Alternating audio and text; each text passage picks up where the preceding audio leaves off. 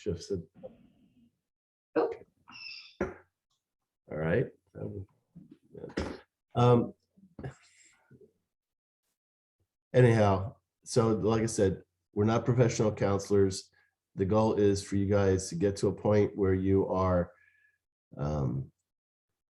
able to see things clear without emotions and those sort of things, and to be able to understand the circumstances that you're in, and then to get you on to people that do this on a more regular basis and have that kind of background. That is my personal goal here. So this is sort of a one and done thing for you. And I only do this because Cody is a graduate of our program. And I felt a tug on Thursday when he called. I'm also, this may sound funny, but I'm holding the two of you both personally responsible for me having COVID, because I generally believe that I was exposed to it so that I would not be available for you to hear today. God has gotten me to this point where I've got enough energy to be able to do this, and I'll probably wind up taking a long nap afterwards. But which you should. But I will be very clear on this, that I do believe that there's something very important going on in your relationship that God wants addressed, and he wants me to be part of it. And this is in part a test on my part in his hands, and to be able to move forward. Ruth, you don't know, I have no relationship with Cody. He attended our class. He was interested in it. We did his DDM. I don't know, were you his counselor during that? His advisor? No. Okay. No. All right. So, and that was it. He's reached out to me for advice on a couple other things since then, but it's not as if we are, you know, drinking buddies or went to college together or anything like that. I don't have any vested experiences or anything like that in Cody. So I'm approaching this. I've got one person, one entity that I am going to be devoutly defending here, and that's the Slalom family, which is the two of you. Okay, I only want what I hope to be what is best for both of you. And I guess there's going to be more than a few caveats in this meeting. Obviously, I'm doing this for free. I'm not charging you guys for anything on this, but my time is not free as far as what does it cost me? When I'm programming, I charge $250 an hour. So my time is very valuable. Yes. So if I feel like I'm being disrespected, if I'm being ignored or any of that stuff, I'm just going to say, we're done here, and, you know, good luck, the two of you. Does everybody understand that? That is completely fair. Right. Cody, you understand that? Yeah. All right. So let me go ahead and invite the most important member of this process, because I can't do what I do, especially in today's condition, without God. So let me start that. Dear God, you know exactly what's going on here. You know the harsh words that have been said to one another. You know the perceptions that have been built up that may not be real, Lord, that the enemy is trying to trigger reactions out of fear and anger and shame. Lord, before we even get started, I ask for a supernatural peace to come over both Ruth and Cody, that they would be able to see each other with new eyes, that they will be able to walk forward through this process, understanding each other better, getting closer to one another, making decisions that are ones that are mutually beneficial, ones that will heal their family. Lord, have your way. I ask where they're at right now that you would seal that room, that there would be no external disruptions, that there would be no intrusive thoughts, that they would be able to be free to be with you and your spirit in them to understand truth and purpose and love and acceptance and hope and faith, that they would begin to trust one another and love one another as you would have them. God, work through these failed vessels. You're in the midst of this, and I know you are. I can feel it. I've sensed it since I said yes to Cody. But Lord, I cannot do this without you. I ask that you would direct this process and control it. In Jesus' name I pray. Amen. Amen. So going back to the caveats, all questions are going to be directed specifically to an individual. I will ask you, your responses are to me. You never talk to one another. I don't want somebody to get defensive and start, well, that's not what it. One of the things that you need to understand, both of you, is that this is a spiritual conflict. You have got to get that first. The things that you perceive may not be real. The enemy is great at lying. It is his natural breath. And he doesn't start off with bold lies like she's doing this or he's doing that. No, he starts out with subtle lies. Just go back to the garden. Did God really say? In part, Eve didn't have perfect comprehension because Eve said, God said, don't touch and don't eat. God didn't tell her not to touch it. He says, don't eat it. So when she touched it and she didn't die, oh, so part of this is a perception. Eve perceived what God said, but that's not exactly what God said. So these perceptions are the tool that the enemy uses to create division. You need to understand that perception and reality are two different things. It is his agenda for you to perceive the wrong thing and to make a decision going forward out of fear, anger, or shame. If you do that, you're going to go through what's called the morale curve of change, and you're going to be forced to repeat this process over and over and over again until you eventually look at the reality. Whatever got you to this point where you're talking to virtually a complete stranger, okay, is not by accident. You guys are both responsible for getting to where you are. Now, did you have help? Yep, you did. You had the world. You had people that are your friends that are telling you things that are untrue. You may have had some counselors who've told you some things that are untrue. You've had intrusive thoughts, whisperings in your ear. If you haven't seen our book yet, Ruth, I would recommend that you go through the section on intrusive thoughts. I think it's chapter 2 and or chapter 5 in the book.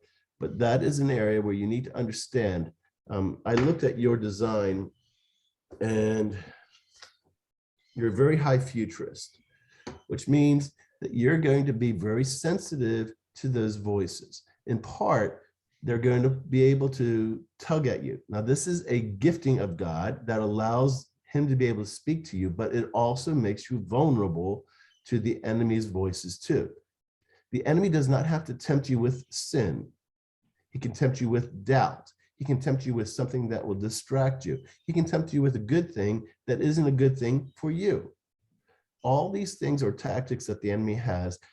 At 90% futurist, you're sensitive in that area to hear those voices. You need to be able to discern God's wisdom in that.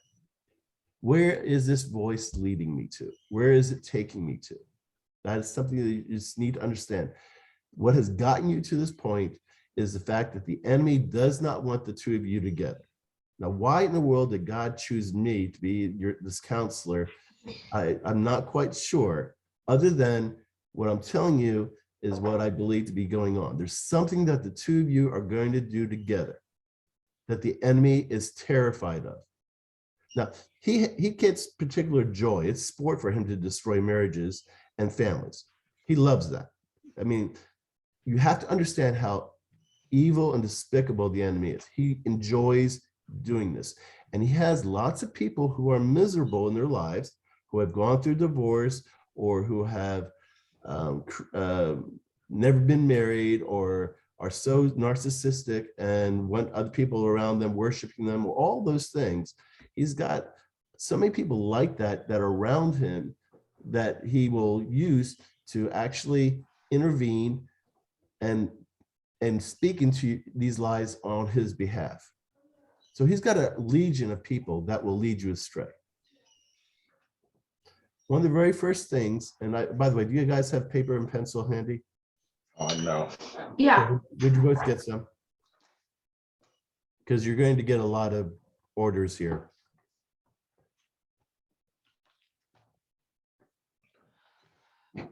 Everything is in here. Not really. But I would have mentioned it. That's okay, we can wait. Right now. All right. Are you good? Yeah. All right. So number one here, every morning, I want the two of you to wake up individually. You don't have to do this together if you don't want to. Individually, I want you to pray for the, and Cody, you're going to have your own set of paper, so you need to get paper too. So if there's more than one sheet there, split it up, get another pen. No, I can't hold a pen very well right now because my finger's messed up. Oh, Go ahead and try. but just go ahead and try. I'll type it. I holding a pen hurts. It's my pen. Wait, I'll type. He's gonna open up a notepad on his phone. Okay. All right. What's my first thing? I'll just speak it. No, don't speak it.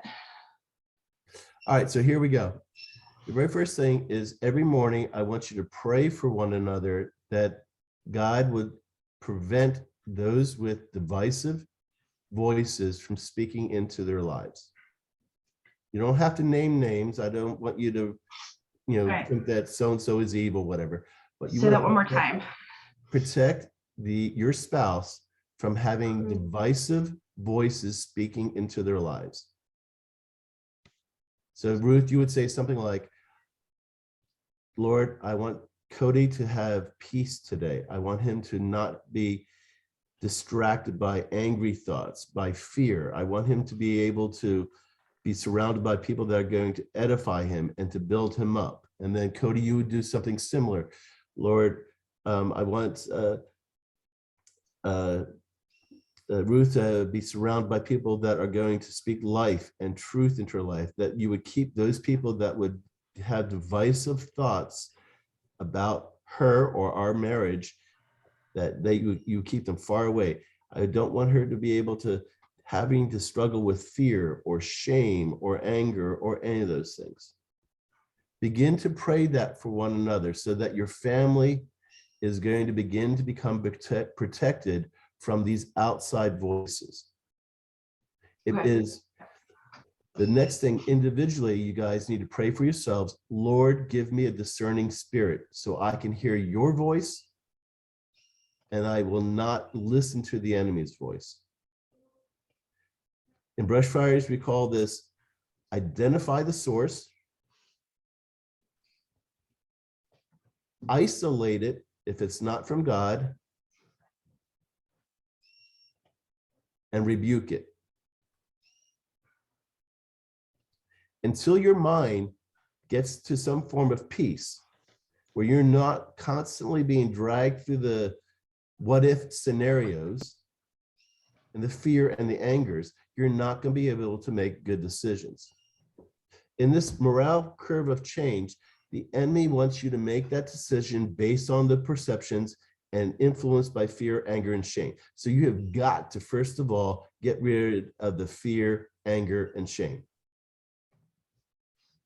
God doesn't give you fear, God does not give you anger, and God does not give you shame. If you are experiencing any of those in your life, it is because the enemy is speaking that into your life and you are accepting it. You don't have to accept it. You can identify it, isolate it, and rebuke it. All right. So hopefully we can start a day with peace, where our spouses are actually trying to breathe life into the other, that we are praying protection over them. Because you have a child, right? Yes. Mhm. Okay, it's his or her? Her name- Annalie. Okay, and how old's Molly? Annalie, Anna, Aunna. Lei. Okay, sorry. It's okay. She's almost 3. She'll be 3 in July. All right. I don't care what the world says. The best thing for your daughter is the two of you to love one another and to be in a healthy marriage. Everything else is going to be damaging to your daughter, period. Anything short of that. So it's your responsibilities to do that, each of you, to build that healthy marriage. By the way, how old are you, Ruth? 34. Yeah, I'm 34. Okay. Opposite of me. And Cody, you're 34? 43. You're 43? Yeah. Okay. And how long you've been married? Coming up on 5 years. Okay. Any previous marriages? Me, yeah. Okay. Almost the exact same time length. Okay. Okay. How long, Ruth, have you been a Christian? I grew up in a Christian home. I accepted the Lord when I was pretty young. I walked away in my early 20s, and I say I've been walking with the Lord consistently for probably the past 10 years. Okay, so we're going to say that as far as an active Christian, we'll say 10 years. Yeah, Is that fair? fair enough. Okay, and Cody, what about you? I did not grow up in a Christian home. My mom sort of says whatever, but no. I didn't really come to the faith until late 05 or mid 05, late 05, something like that. And whether I'm in church or not, I still hold very strong to the word. Anything like, I'm in the word pretty much every day, unless I just kind of lose my mind frame. But All right, actually, so as far as how long you've been a Christian, I would say late 05, 06, early 06. all right, so 15 years.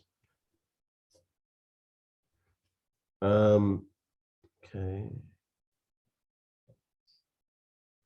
Ruth, how much time do you spend with the Lord per week? I've definitely slipped on that in the past couple of years. But I would say a week.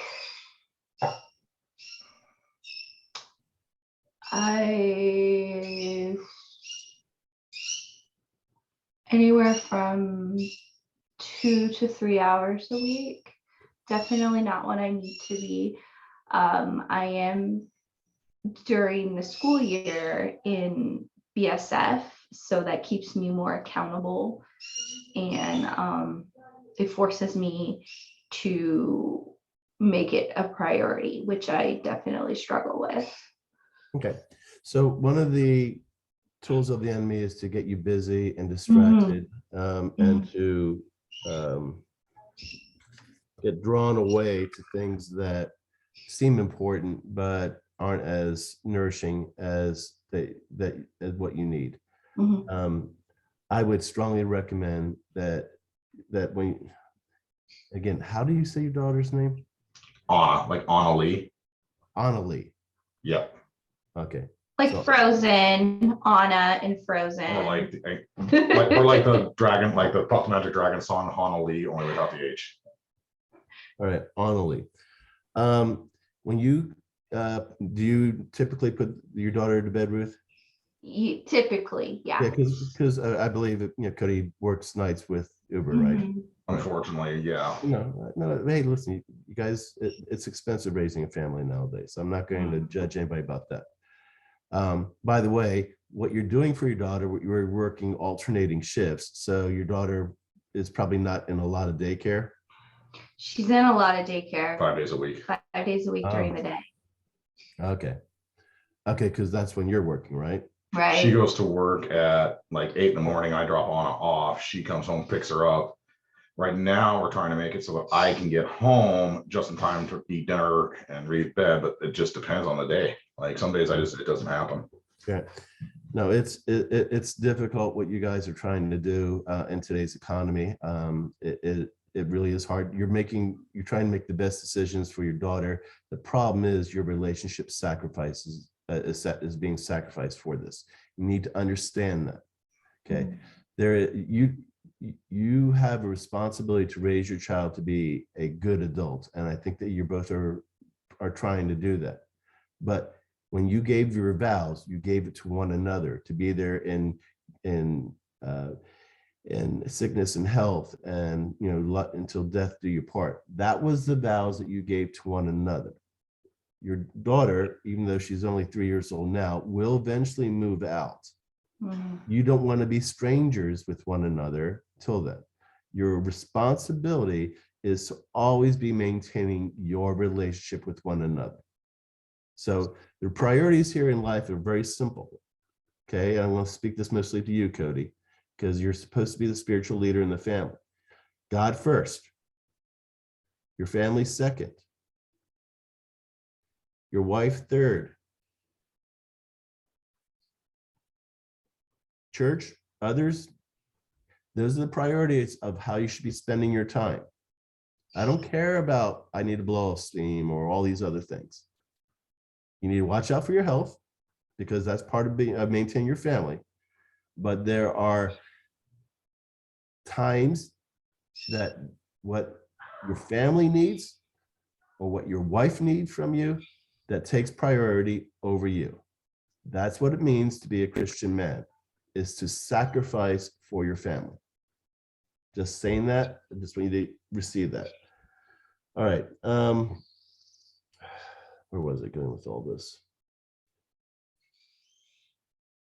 All right. So with you, Ruth, you really need to get time with the Lord. There's no fixed formula for doing that, and you will find a way that is natural for you. Personally, with your futurist, I would think a simple daily devotional. I use My Daily Bread. They will mail it to your house for free, or you can get it online for free. My wife has a number of ones that she loves and uses, but I would recommend a simple daily devotion that takes you about 5, 10, 15 to go through, and then quiet time with God. Just asking him to speak to your heart, to give you guidance, to be able to give you strength, to pray for your family. Those are the sort of things that I would recommend. I personally think that if you started doing that, a lot of the anxiety or anxiousness or fear that you might be experiencing in life will start to settle down. You'll start to have that strength of purpose. Understand, this attack is at your family. The number one victim will be your daughter.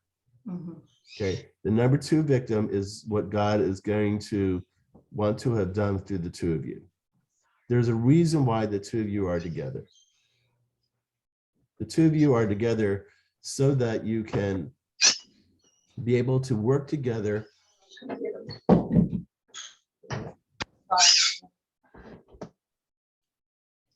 Right.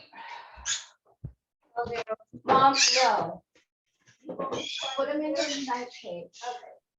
Okay. We got a lot for. Apologize for that. He doesn't understand. No, that's okay.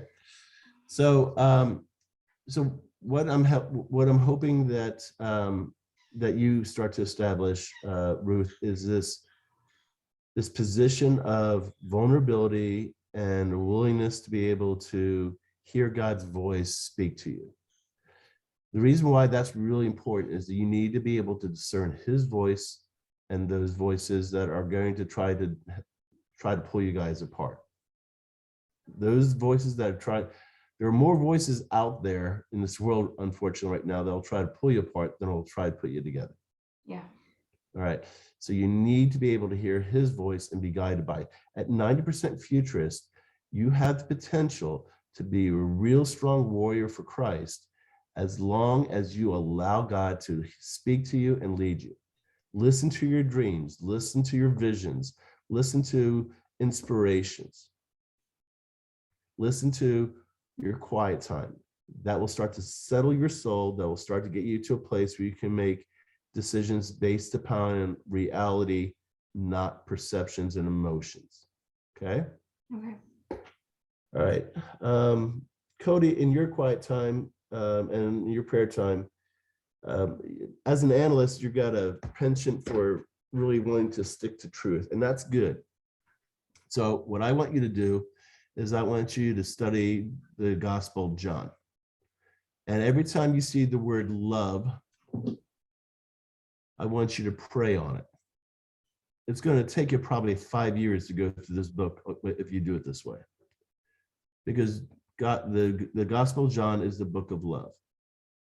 One of the difficulties about being an analyst and about a refiner and so forth is that there's a tendency to be so rules oriented, so strict that you lose the truth and the spirit of the relationship with Christ. It's about love first.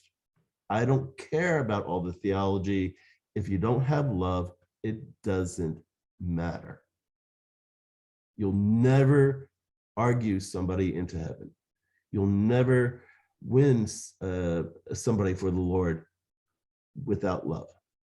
It has to start and always be. Now, once they know that you love them and you generally do care about them, then they'll hear about that.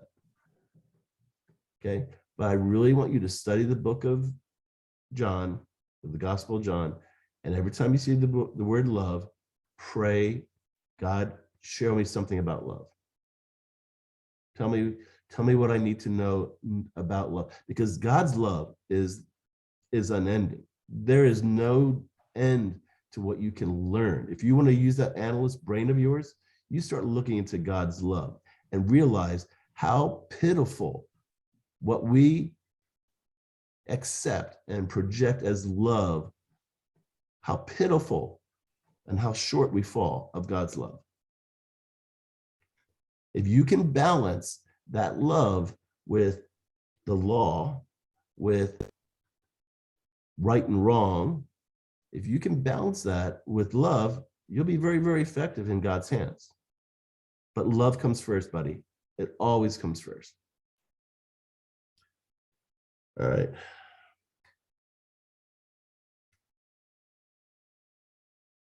So, Ruth, if you were to describe your current status of your relationship with Christ, how would you describe it?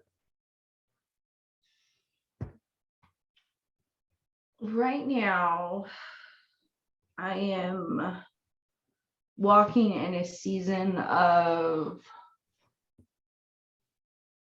recovery. I just went through Celebrate Recovery, and I've been walking in a season of recovering from my codependency throughout my life, and having that relationship with the Lord to lean on Him and not lean on others, and not accept, not, what do I want to say? Yeah, I tend to put others above God, and just from my nature wanting to please, and the only person that I need to accept is what the Lord wants, not what other people want from me. That's kind of where I'm at. And that's going to, well, that's an important revelation. I regret now just having you doing the basic assessment. There's something under values that I would be checking right now had you done the values assessment. So that's a note if I ever do this in the future, do the complete assessments. There is a trick of the enemy to take the things that we have in our values, our God-given values, and get them out of order and out of priority, so that something that we think is so paramount and so important we pursue, and we're constantly being frustrated and unhappy. So I think what you just said is very wise. It's going to cause some friction. And maybe that's why I'm been placed in your path at this point. But be patient with everybody else. You need to understand that you're the one that's changing. Okay. So the other people that liked the way it was working need to have time to be able to recognize the change and to be able to grow with the change.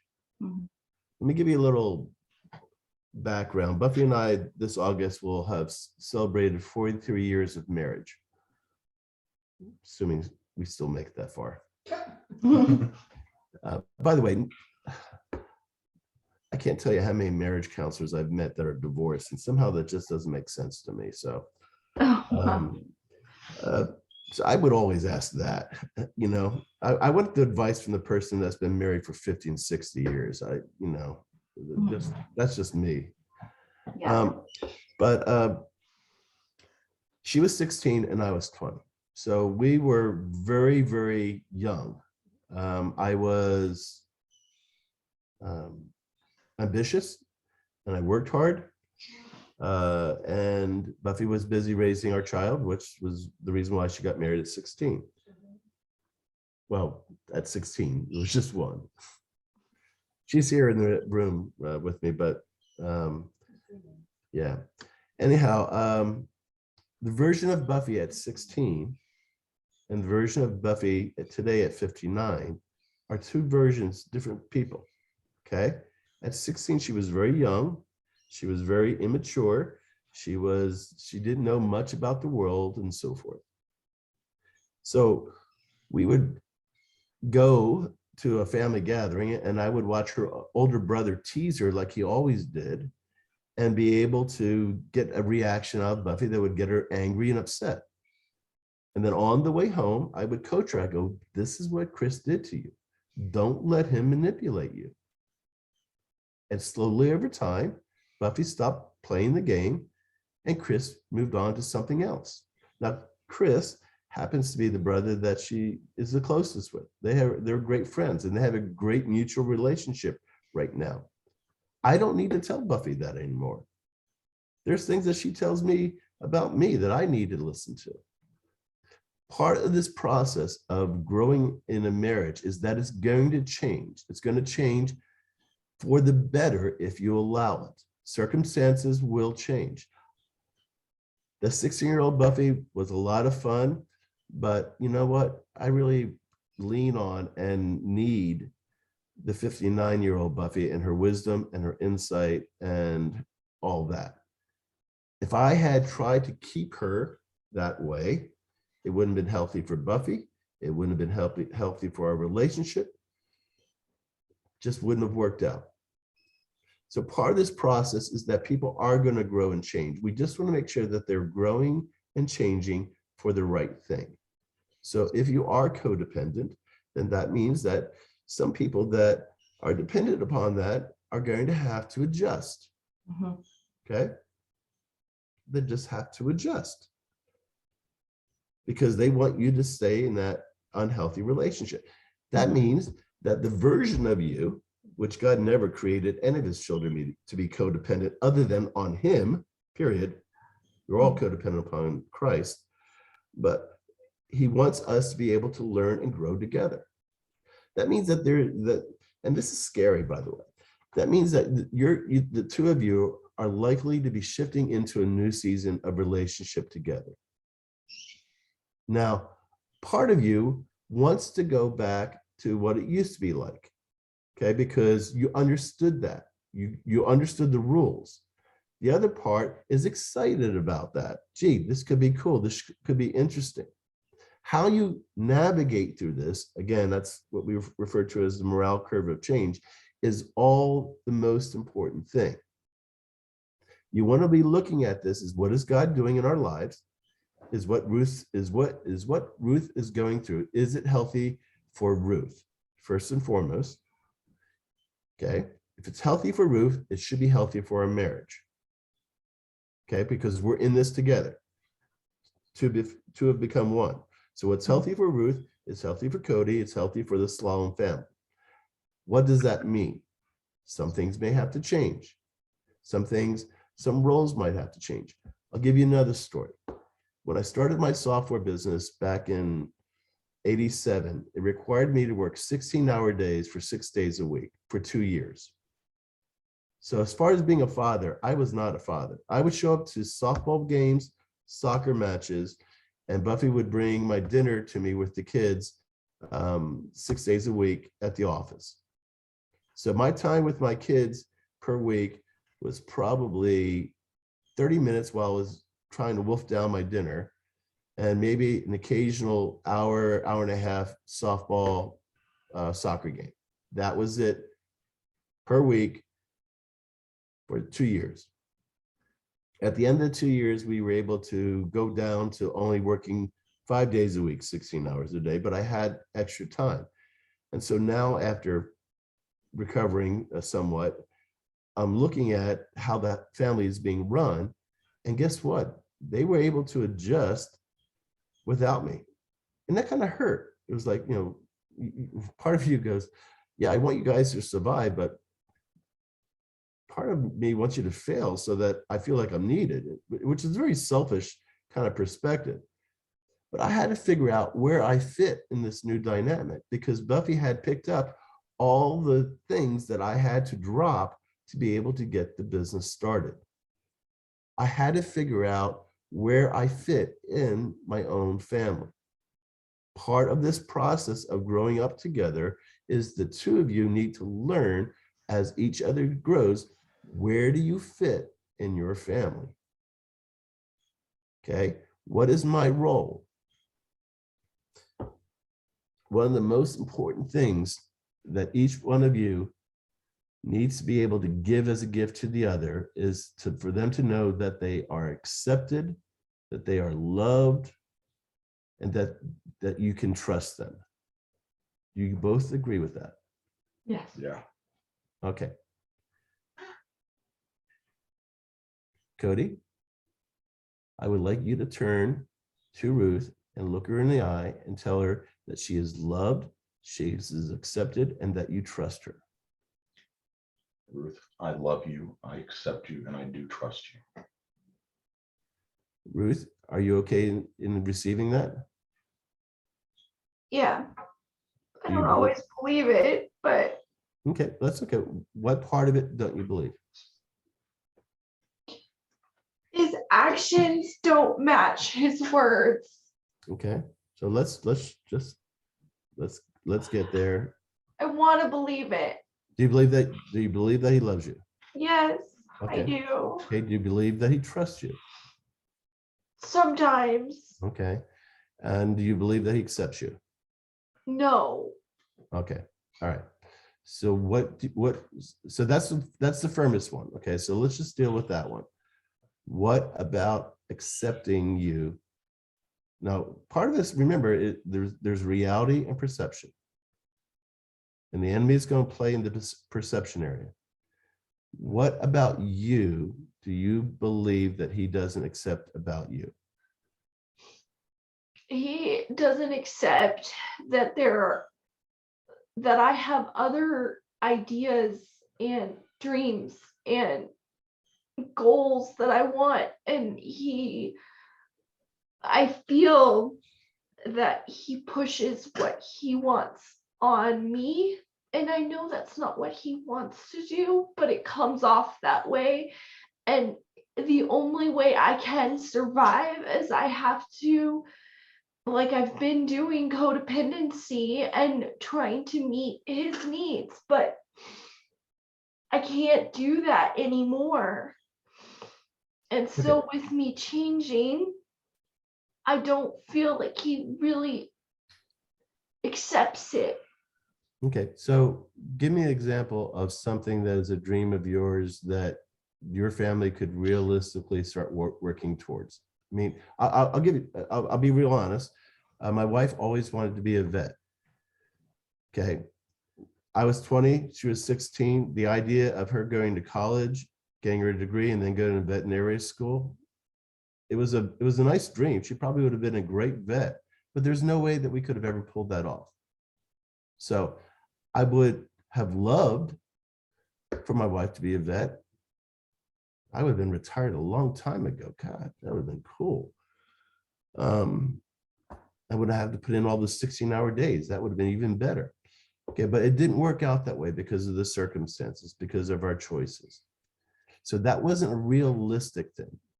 Now, later on in life, when we grew older and our kids were grown, I was able to provide horses for her again and to bring that back into her life, which was a true passion. So we didn't have the vet dream. That never happened. She didn't have horses while she was raising the kids. That didn't happen, but she has horses now. So some of these things have to be put off. Some of them just aren't realistic.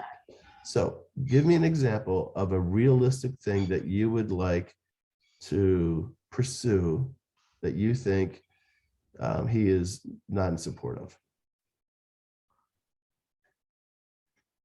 One of the biggest things right now that I can think about is we're first-time homeowners, and I have been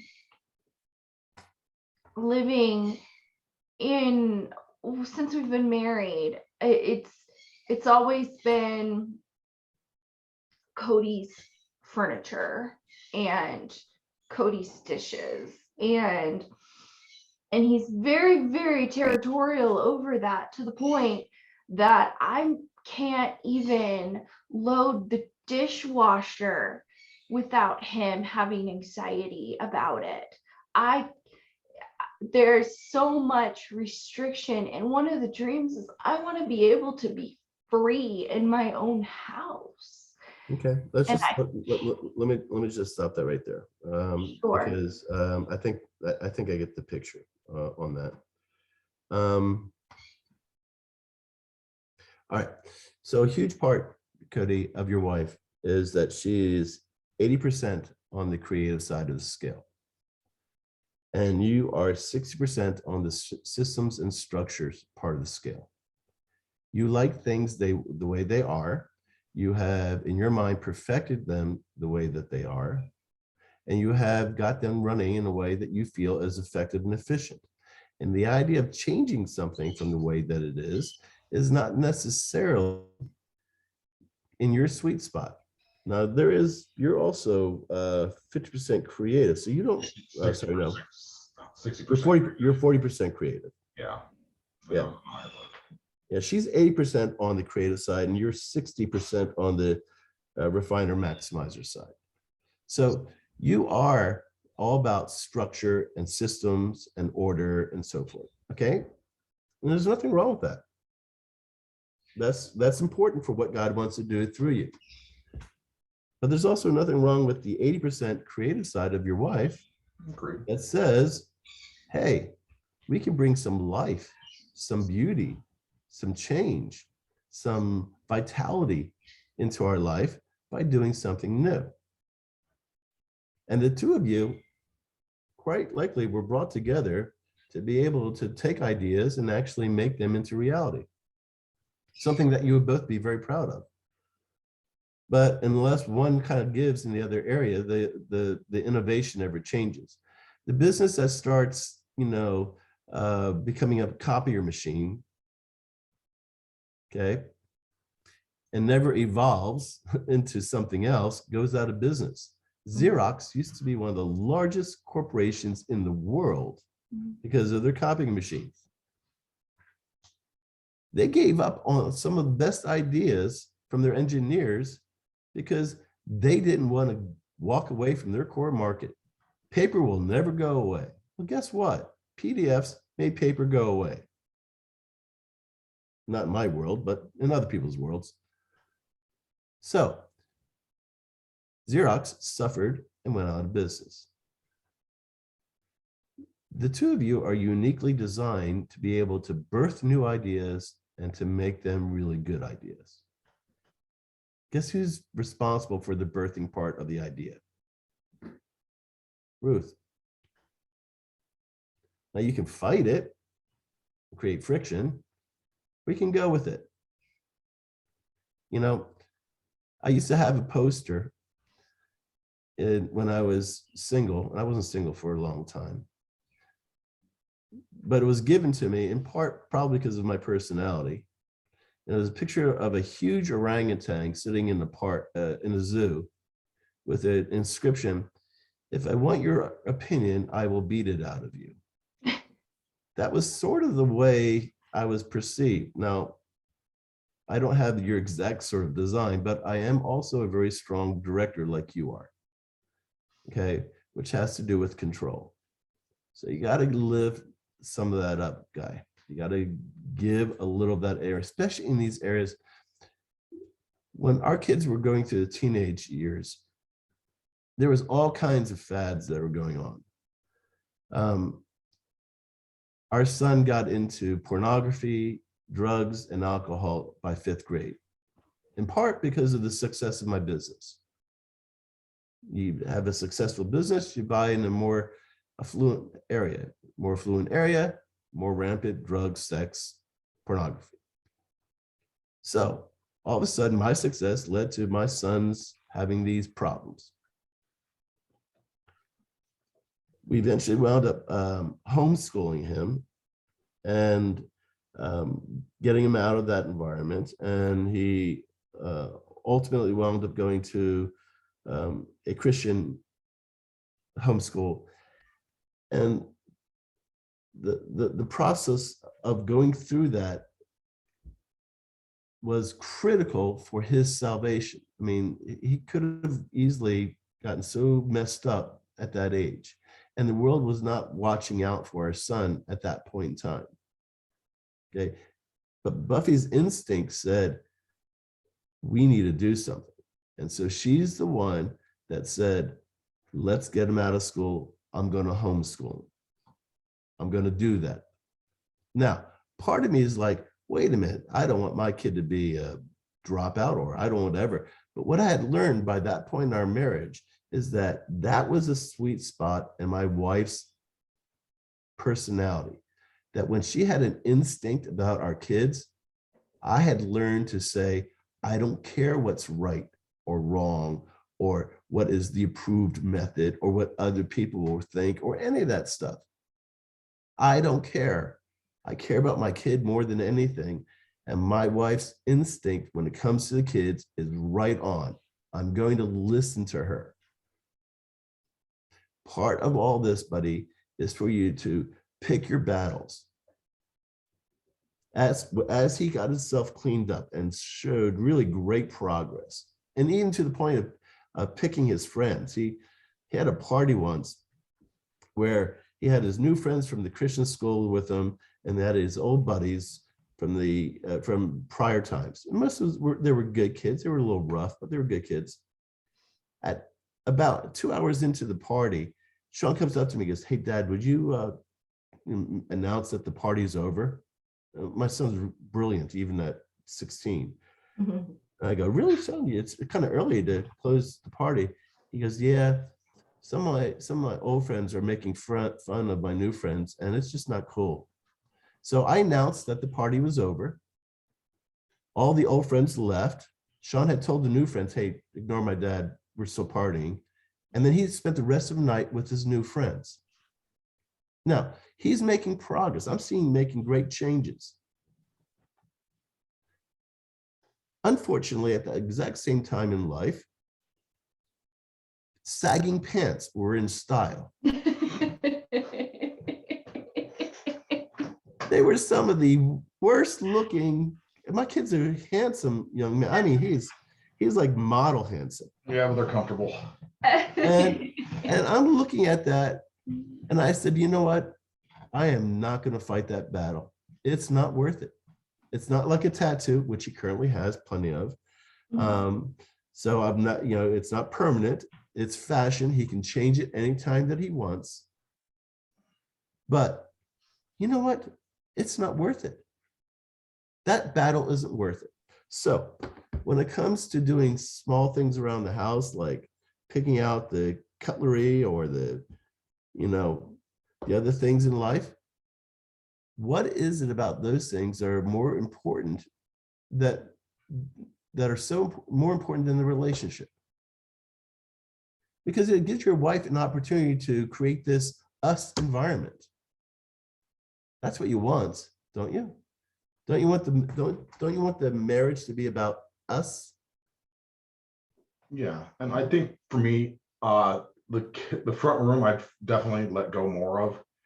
For the longest time it was the dog. I really didn't want our dog jumping onto the windowsill, and now that our dog has passed, it was a visual thing, and I struggled with that, and I admitted it. And now that she's moved the couch, the dog's passed, I've gotten adjusted to it, and the anxiety's gone away. At some point, I don't mind us getting new couches. I really don't. It's just a money thing. And I've told her that I really don't mind us buying new furniture when we can afford it.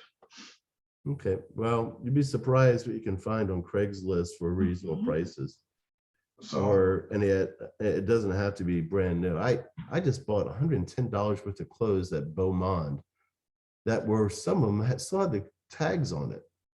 It was like 4 or 5 pairs of pants.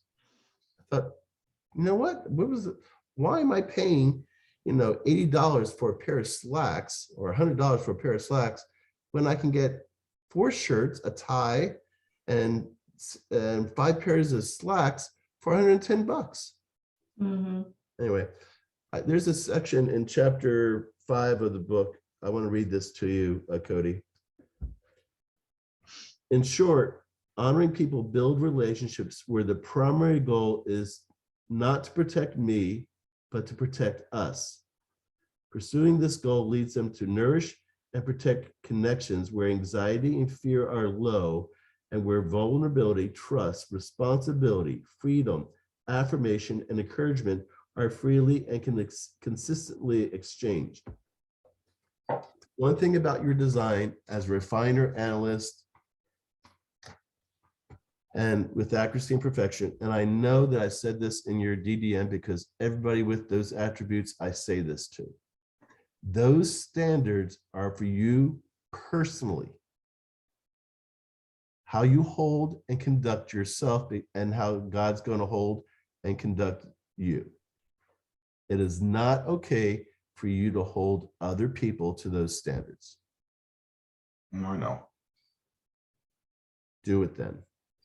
Okay. You can express your opinion, and then she can express hers. This is a way that I sort of measured things. And I'm not talking about emotionally type of investment, but when my wife and I would be talking about something, at least not that we've ever discussed dinnerware and so forth, because she just decides what she wants to do there. I really don't care. But let's say if we were to, and I was really passionate about getting brown and earth tones, and she was passionate about getting pastels. I would at some point in time during this type of discussions go, does it really matter to me what the color of the, and it really seems important to her. Why don't I just let her do what she wants to do? Why am I arguing this? See, when it's more important for you to be right and to win than it is for you to protect a relationship, there's something wrong with what's motivating you. Well, and I think that goes back to kind of what we were talking about with where Ruth says she doesn't really feel accepted. I think it's the same kind of deal. I don't feel like I'm fully accepted because I know I don't try to push my perfectionist type stuff on her, but I don't feel like I'm fully accepted in being just okay with being like I'm a perfectionist. I like to spend more time on stuff because of that. I don't like to just rush, bounce. I like to take the time to really make sure I'm doing it right. I like to make sure that I have the ability to do that. And that is part of me. Okay, well, I know she's not that way. I'm okay with that, but I like to be able to have that ability. Okay, so I feel like that's accepted. I get that. We'll get to you, but we're now dealing with. Well, and that's what when I get frustrated and it comes out, and that's why I think there's that dynamic. Okay, that's fine. And that's fair because, as I said, I started this. The reason you two are here is because of both of you. Okay, it's a mutual situation. So no one person makes a relationship. Right. A healthy relationship is three. You, Ruth, and the Holy Spirit. Okay. Is there anything that has been said at this point about acceptance, Ruth, that you don't agree with? That seemed to be the one that you were mostly, connected to, was the acceptance ones, right? Yeah. Okay. Now, just so that both of you understand this, and this it sounds like it's similar with Cody because we're about to go through the same process with Cody. Not being accepted. There's another. Bear with me for a second here as I try to find this in the book.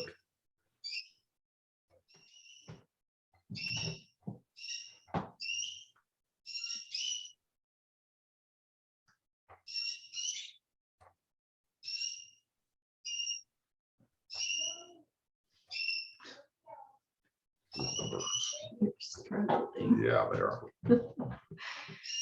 Well, birds are all out too in season. Oh, here we go. Thank you, Lord. All right, so on page 79 of the book, there's a quote from Tim Keller. To be loved but not known is comforting but superficial. To be known and not loved is our greatest fear. But to be fully known and truly loved is, well, a lot like being loved by God. It liberates us from pretense, humbles us out of our self-righteousness, and fortifies us for any difficulty life can throw at us. So when you both reacted on acceptance, that's effectively saying, you know me, and I perceive that you don't love me. That's what you're reacting. That's the fear that you're reacting from. And again, God doesn't use fear. So when you are experiencing that, you need to understand you're being manipulated. Doesn't mean that the other person isn't misunderstanding you, but the whole idea that they don't love me because they don't understand me, that's not coming from God. That's evidence in your own personal reactions here that you're being manipulated to this point in your relationship. One of the visuals that the two of you need to have of each other is that I got your back and you got my back. Like you are in a mixed martial arts battle, and it's the two of you back to back with the enemy coming at you. That nobody's going to be able to get to Ruth's back without going through you, Cody, and nobody's going to be able to get to Cody's back, Ruth, without going through you.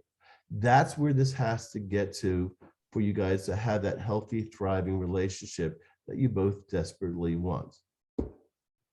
So you need to understand this about the process. That's where the division, you don't trust me, that fear, that perception, that's where the enemy gets in between the two of you, where you think that your back is now exposed. Both of you need to work on trust. Anything that would potentially damage trust is going to be poison at this point into your relationships. You need to establish trust, how you talk to one another, how you respond. Your words matter. Your choice of words matter. If I'm feeling angry, why am I feeling angry? And oh, by the way, is this righteous anger? Is God happy with me at this moment? Is this healthy for my relationship? Or am I being provoked intentionally to hurt my wife? I got to tell you, you can't get me angrier than try to have me hurt my wife or provoke me to do something wrong. That infuriates me. I refuse to be the pawn of the enemy in destroying my wife. I will not do that. I will not do that to my family. Both of you need to understand when you're responding out of fear and anger, you're being manipulated by the enemy to destroy your own family. So that fear and anger has got to be something that you both have to control and take it to God. Sometimes these voices don't stop. They're unending. Couple quick prayers. Lord, I'm being attacked. I need to be surrounded by your angels. And then picture the fear as a block and say, this fear of not being loved, Lord, take it from me. I know Ruth loves me. I know Cody loves me. And literally in your mind, picture you giving it to God. And once you feel that God has taken it from you, don't ever take it back. You'll be tempted to, because it worked once with the enemy. He'll try it again. And he'll keep on trying it until either he gets frustrated because it doesn't work and he stops, or you give in and take it up again. Your free will is yours. If you really want to take that fiery anger and return it back into your life, God will let you do it. He'll say, this is going to hurt, Cody. This is going to hurt, Ruth. I really wish you wouldn't take it back, but you asked for it, so here, I'll give it back to you. You're not going to like it. All right. Any questions on what's been said so far, Ruth? No. Okay.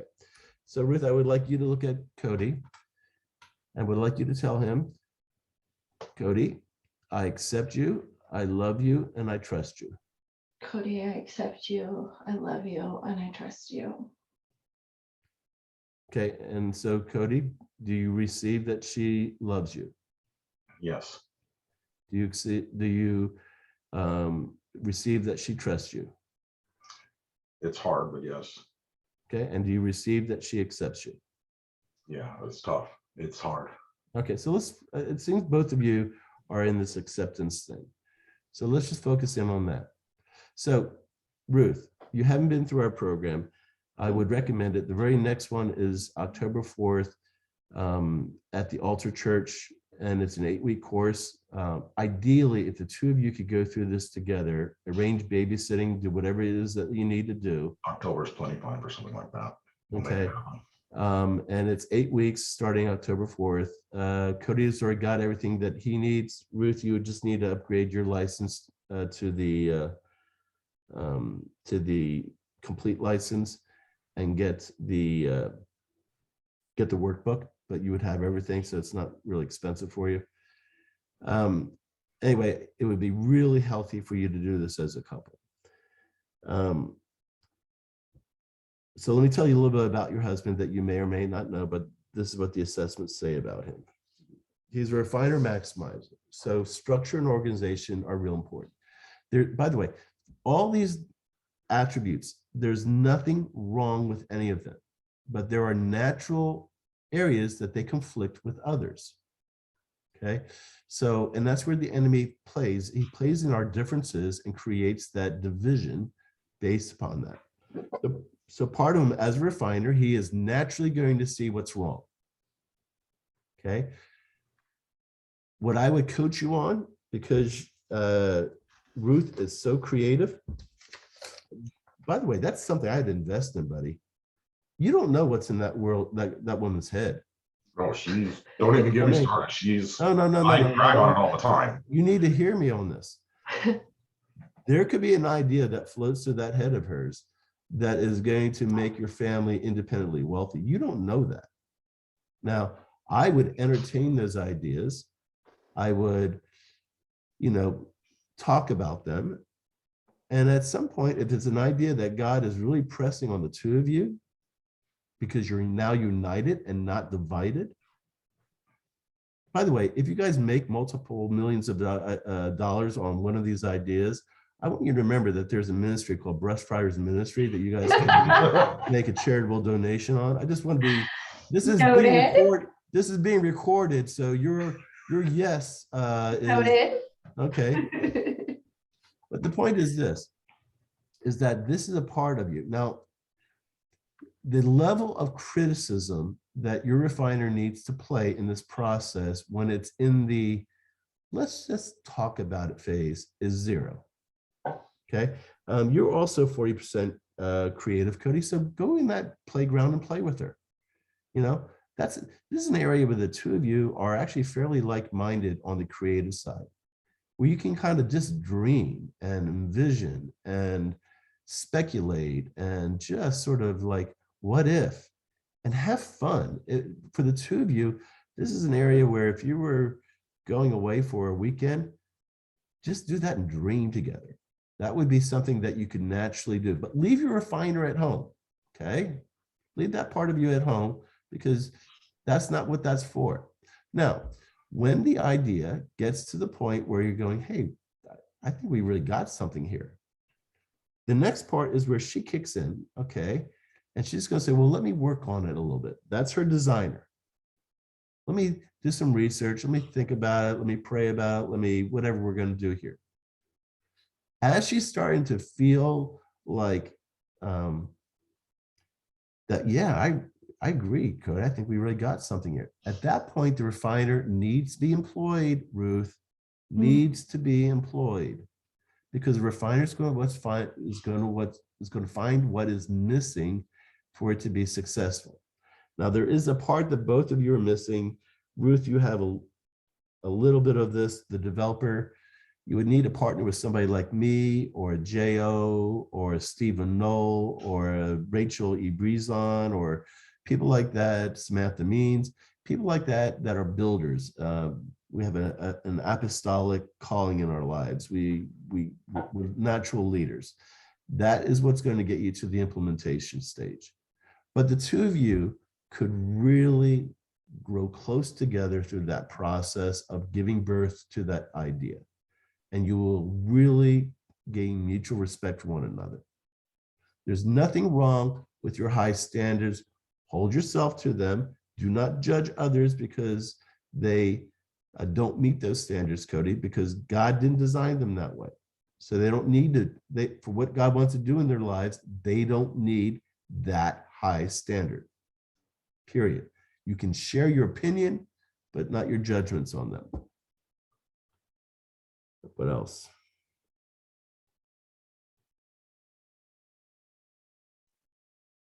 There's a magnification of this in you, Cody, that comes from that 30% analyst and the accuracy and perfection.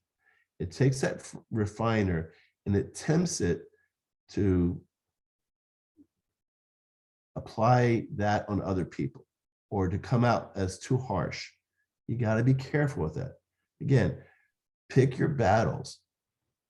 Okay, is this really mission critical to the slalom family? And that's really why I like my disc golf, because it allows me to just analyze myself on the course, and then the disc golf when I'm dying, I can just really apply it into there.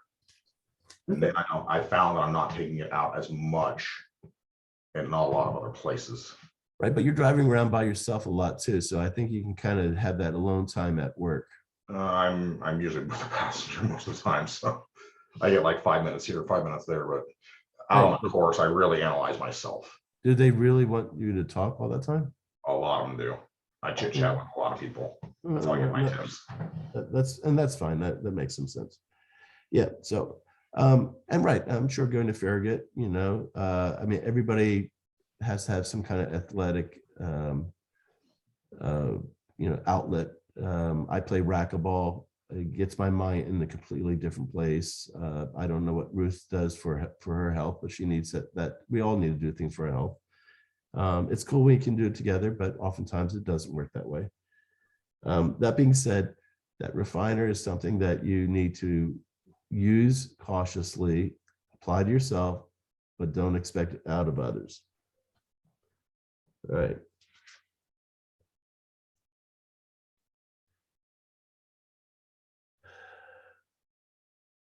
Under your temperaments, there's one area that if I was the enemy, I would attack you in, and that's the planner adapter. Ruth is 90% adapter. She doesn't want her life overly structured or overly controlled. Every time you attempt to do that, you're going to cause friction. You guys need to come to an agreement. What do we agree is going to be structured, and what do we agree is free flow. It's difficult for planners to conceive that life does not need to be planned all the time. Now you're looking at 100% planner, okay? So this is a lesson that I had to learn myself.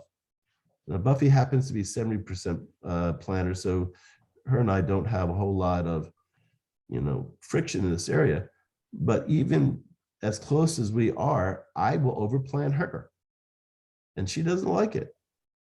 She wants to have, she looks at these DDMs that we do and she goes, it's Saturday and it's my day to go riding and I'm doing this DDM.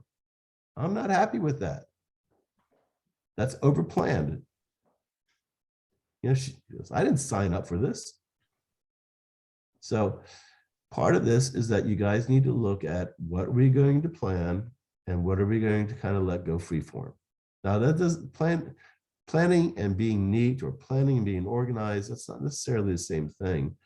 But, you're going to have to give a compromise in this particular area for there to be some areas where Ruth feels that she can be that adaptive sort of person.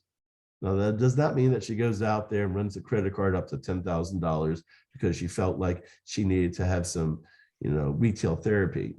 We're not talking about, things like that. But we're talking about that, structure and organization, control has to be limited for her to become who she needs to be. That's just part of it. You want that for her. And the reality is as she becomes that person and as you start to believe that she and perceive that she accepts you and loves you, and she begins to experience that you accept her and love her, you'll grow closer from the process. You both, that trust thing is really important right at this stage in your relationship. Don't do anything that would cause trust to be violated. That's where the enemy is going to say, gotcha. What else?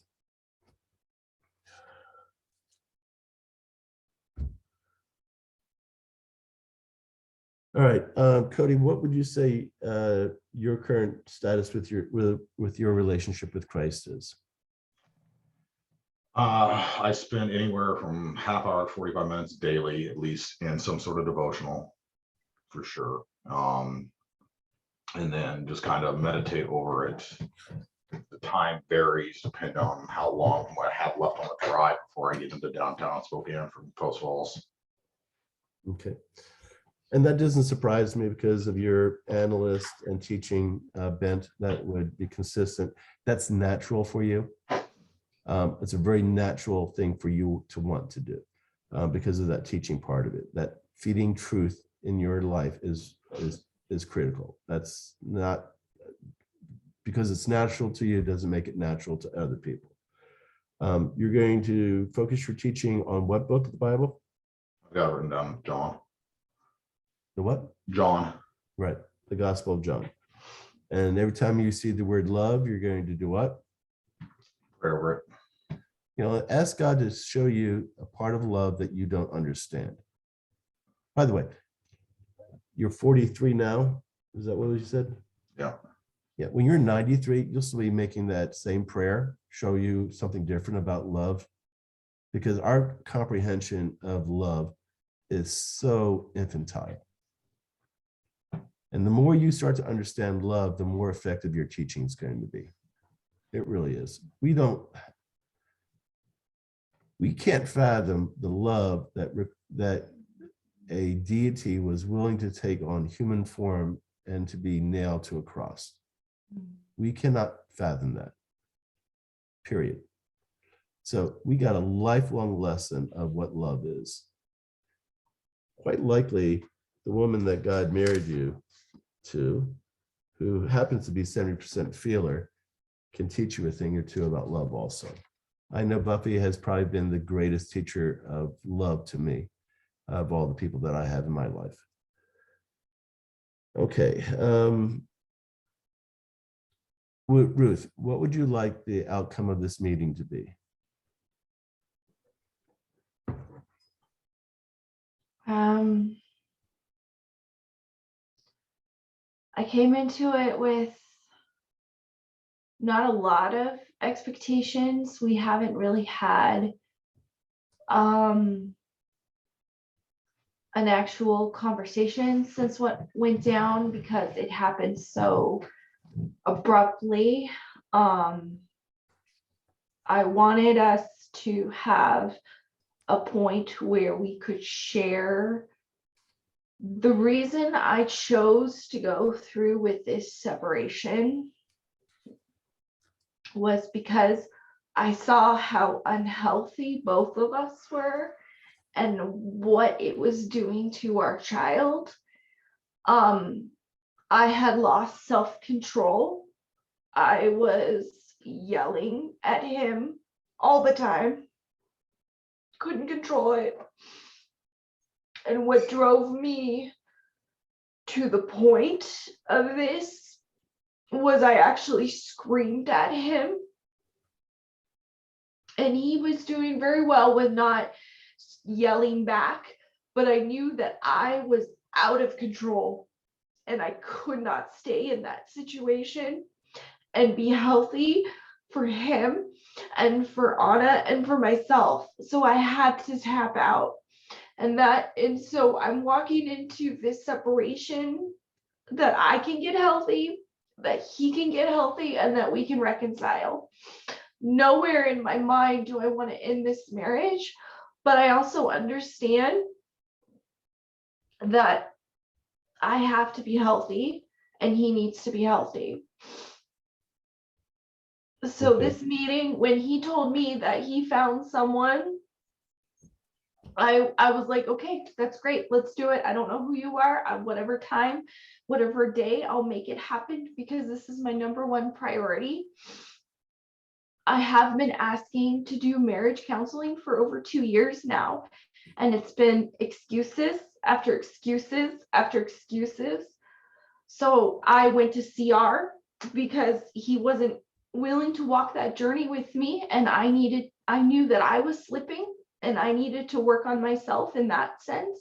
So I went to CR. I went through the 12 steps. I have a sponsor. I have accountability.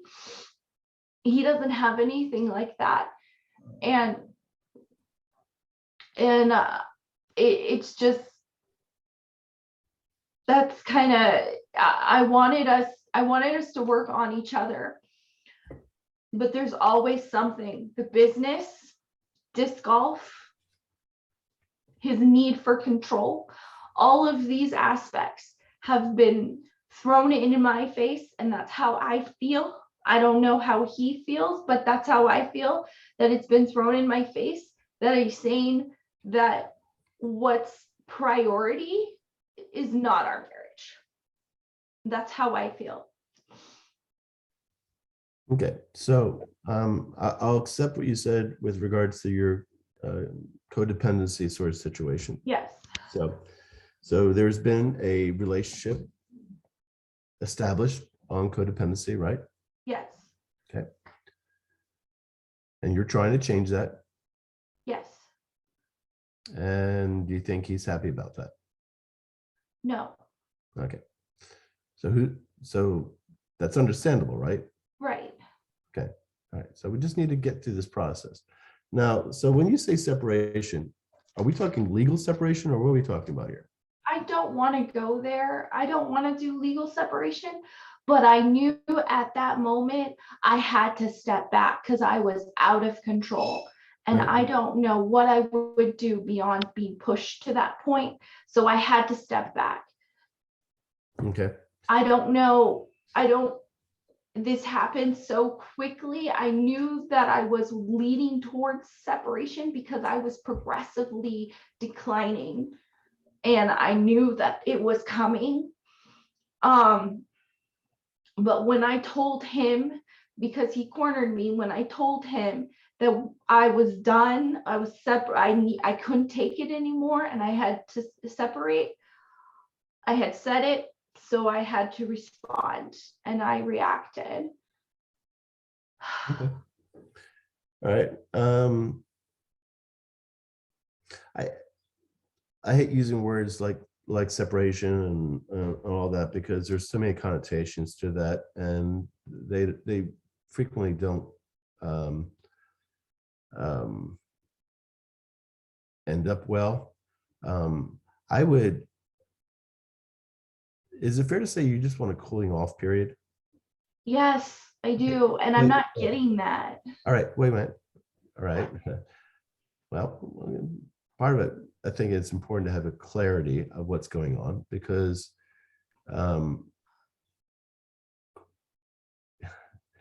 having a cooling off period is important. Okay, especially if you don't want to regret what you say or what you do. On the other hand, the other person, where the rules have been changed on Cody, right? Okay, so what used to work isn't working anymore. Now, it doesn't mean that the rules, the changed rules aren't important and aren't healthy for both you and for your marriage, but he's resistant to the rules being changed. And so therefore he held back and didn't want it changed. That being said,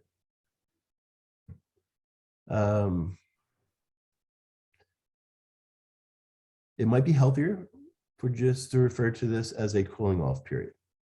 It's a softer way of saying it, unless your intent really is to work towards legal separation, then you need to be honest. Okay, so if that's what you're really wanting, and that's your honest feelings, then you need to say that. But if it's not, cooling off period seems to be something that I could deal with if I was in Cody's position, because I don't want to push my wife to do or say something that is going to become harder to walk away from. I'm not going to lie, the past couple of days, I have been leaning towards a legal separation just because of the interactions that we have had. And it's more to protect myself and Anna. And I understand, like I said, we're both not healthy in this situation. And I don't want to go that route. I want to have communication, but I get stonewalled. I get excuses. I get rigidity. I mean, I appreciate that he's reached out to you, and I am all for this. And I appreciate that he is now accepting of marriage counseling, and I am all for this. Can I say something, please? But I do not want to go back to the marriage that I just left from. It is not healthy. I was not doing well. Cody was not doing well. We were triggering each other almost on a daily basis. And our child is getting in the middle of it. And I am at wit's end, just holding on one day at a time and asking the Lord to lead me. And I don't know. And that's the thing, is I'm being brutally honest. I don't know. I don't want this to head that direction. I don't. But maybe I need to step back so God can take control. So what does that mean? Do you think God wants you to separate? No, I don't think he wants me to. Okay, and let's just leave it at that then, because ultimately we want what God wants. Right. Okay? But we want it to be done in a healthy way. Cody, you had something you want to say? I know she says that I didn't try to pursue counseling, none of that, but that is absolutely not true. Because of our lack of communication and ability to communicate healthily, that was, again, a misconception. I asked because of how busy I was, the amount of stuff I had to deal with outside the home, calls, all that. I had asked several times over, hey, Ruth, could you please look this up? Could you please make this phone call? Not that I wasn't going to participate, none of that. I had asked multiple times over, could you please do this? Can you find this? I will come with you to do the counseling. The CR thing, totally different. I'm not going to even argue about that because I had no desire to go back to CR. I had no reason to. I already completed two 12-step programs, led 3 others, no desire to go back. Okay, so sometimes we make decisions not for me, but for us. So that might have been a bad choice on your part. Well, like I said, it was just because I was feeling very overwhelmed. Okay. And I was like, I'm getting the list, all that was extra. To do it, I finally made the call, but I took 8 hours of a day, and a full 8-hour day to go down a list. All right, so this is something that I'm going to recommend that you look at. Take a look at your schedule. And short of the time that you spend with Annalie, short of the time you take care of your family responsibilities as far as chores and that, and subtract out the time that you have for work, and then also subtract out the time that you have for God. So all those priorities, and that time that's left over, that's the time that you two need to be working together.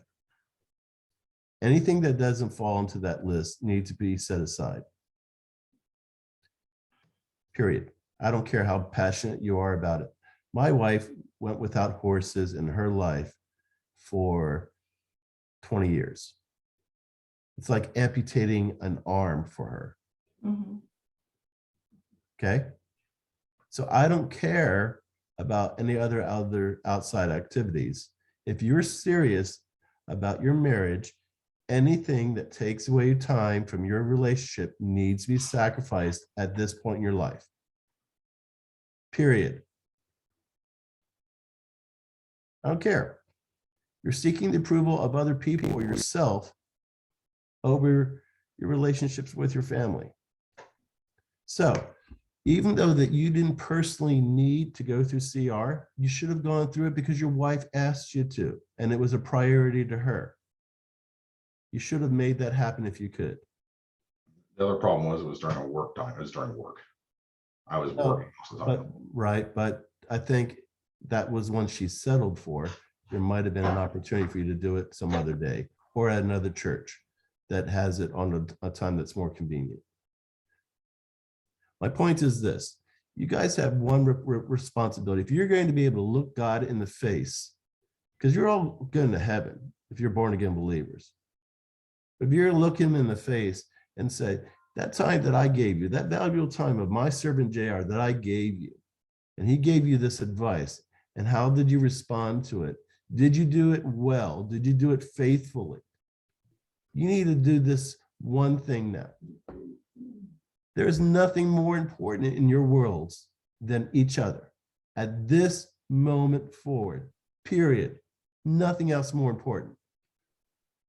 I don't care about promises to families. I don't care about obligations to anything else. If it is not about providing for your family, protecting your family, or strengthening your family, it's not important. Mm-hmm. I don't care about your inner peace or your mental stability or any of these other things. It's about your family. Everything else is secondary. Obviously, that's not something that the both of you have communicated to one another clearly enough. Mm-hmm. It needs to be communicated in action, not just words. Simplest way of doing that is making contact with those other resources and saying, I'm sorry, I have to bow out. I can't volunteer in this area. I can't participate in this tournament. I can't do this. I've got something that's more important. And if you can't make those choices in life, you're going to sit there and look God in the face and say, you know what, well, I tried. He's going to say, no, you didn't. JR told you to do this and you didn't do it. Now, you'll still get into heaven, but you're going to regret the process and you'll regret the impact that this is going to have on your family. It's time to fish or cut bait with you two. You have got to make the hard choices if you really love one another more than you love yourselves. And that's where I'm seeing a little bit going on here right now. It's both of you are having issues with just life, and that's hard. Life sucks. But it sucks more when you don't have somebody that loves you and you don't have a reason for going through all the suckiness. If I can't share a victory that I have in brush fires with my wife, it's an empty victory for me. It doesn't matter. If you can't share the victories that God wants to do, and here's the thing, whatever these other interests are that are so important, they're nothing but empty fulfillments of what God wants to do through you that is eternally important. The things that we pursue in this life that we think are going to bring us joy don't, because they are worldly of nature. We prioritize the things that are meant. Cody, do me a favor. The last 3 tournaments that you participated in, where did you place? Top 10. Better than I've ever placed. Okay. Finally. Okay. So you're potentially leaving on a high note, which is not bad. First time in 14 years I've actually put my ratings up this season. All right. Without looking at, I've also cut back probably 70% from what I used to play. okay, all good. Now, without looking at a piece of paper, I want you to quote me your purpose statement. I can't quote it word for word, but it's basically to, when I'm out and about, like when I'm out and just doing things, basically to uplift people, encourage people, and give them advice or things of that nature. To Right. Yeah, So I just want to give you some perspective now here, Cody. If you want to have some hard truth, a person who's a accuracy and perfection refiner analyst, you want some hard truth? That is my life's work, that I gave you 3 hours of my life and my wife's life to be able to do that for you. You were in a financial situation where you could not afford it. One of our team members came up and paid your portion of that. And you did not do what I asked you to do and memorize it. Now, that's a priority. You did not make that a priority. You can tell me where you face and where you are with this tournament, but the individual that you went to for guidance, who gave it to you, and it didn't cost you a thing, you can't do what he asked you to do, which was memorize it. No, listen, I could probably go to 90% of my graduates and they wouldn't be able to quote it either. But I'm just telling you, people know what is a priority in your life. Your wife needs to know that she is your priority. And you need to know that she's your priority. You both need to know that. Somebody could say something about me to my wife that would cause her to doubt my fidelity, and she'd look at them like, you're an idiot. You don't know my husband. She trusts me explicitly, and I trust her. That is not an in our relationship, because she knows that I love her without. Now, can I be selfish? Sure. Can my cherished, lovely, beautiful wife be selfish? You betcha. We have, yes, you can. We both can be selfish. But these are moments. They're not a lifestyle. They are not a priority. I'll give you another little story of our history. There was a lifestyle that I had after going through the business and doing all that hard work, that I was free within my rights to be able to do so. One Friday night, Buffy was out with the kids doing something, and she called, needed help, and I wasn't available because of my lifestyle. She took care of it. Everything was okay. But I said, you know what? That's not who I am. My wife calls me and needs my help. I need to be available to her or make something happen. So I made a commitment to my family. And I walked away from that lifestyle for 9 years. And it was one of the best decisions I ever made. There's nothing evil or wrong with disc golfing. It's a good exercise. But if the amount of time and money and effort and attention that goes into that is causing your family, you're going to lose your family, buddy. And this is, I can see this happening with so many couples. If we're anything, I would say at least it's not video games. God, at least you're doing something that's healthy. God, these men, and I won't even name names because some of them are too close to me, that are playing video games as if they're in the Olympics. I'm going, dude, it's a screenshot. What did you do for your family? So, my brother-in-law, talented saxophonist, could have been world class. Maybe at times was. Had to give up doing gigs because he was doing college and working on his career for his family. Occasionally got to do it a little bit for fun, enjoyed it, but had to give away that career. 20 years later, came back to it and released an album that wound up actually charting. So just because you have to give it up now, Cody, doesn't mean that it's gone forever. Just like Buffy gave up her horses, they weren't gone forever. Doesn't mean that you can't still have it in your life. Go out for an exercise. Doesn't mean that it has to be amputated out of your life. But the amount of time and effort that goes into doing what you're doing right now is not something that your family. Now, Ruth, if he was willing to make that sacrifice, what would that say to you? It means he was serious with the words that he's saying, that he respects me and he wants to be part of his family. I mean, he's showing me his priorities. Right. Well, Now, I think part of this is perceived time. It's only taking up about 10 to 15% of my time a week, if that. that's a lot of time. Because of our busy lives, that's a lot of time. I'm That's a lot. taking about 4 hours a week. That's all I'm really spending on it. Okay. 3 to 4 hours a week. And the weekend And tournament? 1 weekend a month. 1 weekend a month and 4 hours a week. Okay. It's a lot of time.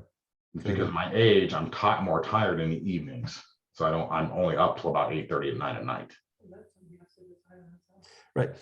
So here's the thing, Cody. You're given a choice right now.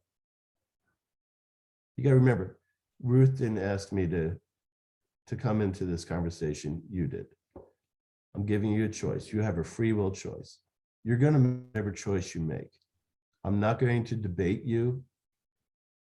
I'm just going to say, if the most important thing in your life is your relationship with your wife and with your and your family, you'll make the sacrifice for now. Now, Ruth, what could you do that would prove to Cody that he's accepted and loved and that he is your priority?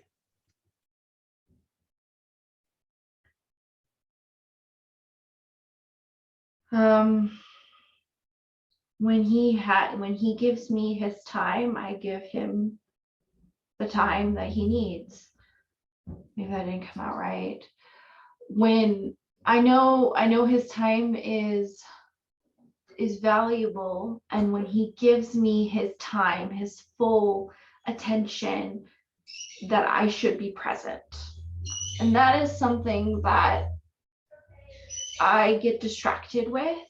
So the very small amounts of time that he does give me, sometimes I'm not always present, which then discourages him, of course, and then kind of leads down that path. And I think what I can do is, if he is willing to be present with me, then I can be present with him. Okay, so because Buffy and I are both very high planners, and Buffy's responsibilities are multiple. I'm very focused and spend a lot of time in brush fires, a lot of time in brush fires. Mhm. This is not the only counseling type of situation that I find myself in. Rebecca has embraced, she has her horses, she has leadership positions, she has businesses that she does the books for, she's constantly busy. We established a time together that we call No Agenda Sundays. We wake up on Sunday morning, and in most cases, we have no hard plan. Okay. First of all, as your high adapter, that might be something that'll be attractive for you, Ruth. Life affirming. It may be something as simple as just walking the dog, or walking your daughter, or playing with her in the park, or showing her how to throw a frisbee, or any number of small things that you do together. Something that, where you guys just do that dreaming that I talked about together, because I think that is, God, wouldn't you hate to get to heaven and say that, yeah, we ignored JR's advice and we got separated. And then God showed you, you were so close. A year and a half after that, if you had stuck it out, this is what you would have had. But you needed to make the sacrifices to do that. How frustrating that would be. That would These, be. these are the plans I had for you, and you settled for this. I think the two of you need to trust God.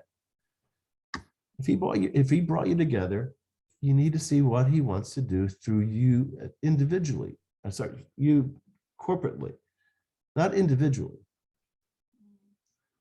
When people think about brush fires, they're talking about, JR and Buffy. But, and even though this is not her primary gig, she does it to help me. She is really critical in the success of this. She plays critical roles, not because it's her passion, but because she loves me. We work on it together. Now, it's reciprocal. I'm not passionate about horses, and I pay a lot of the horse bills.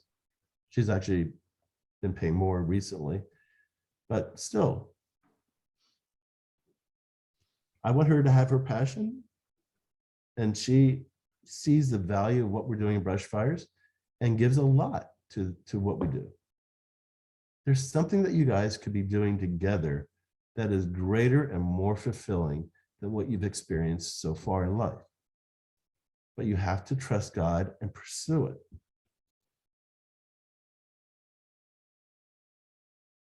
Actions speak louder than words, guys. Right. So making the effort, doing it, and being consistent about it is important. So, all right. Cody, you have any questions for me?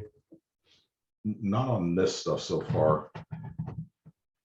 I know, I'm just going to be honest, saying no to my league after already giving it up for almost 2 years is going to be it's going to be very, very difficult. If not, we need to find another outlet.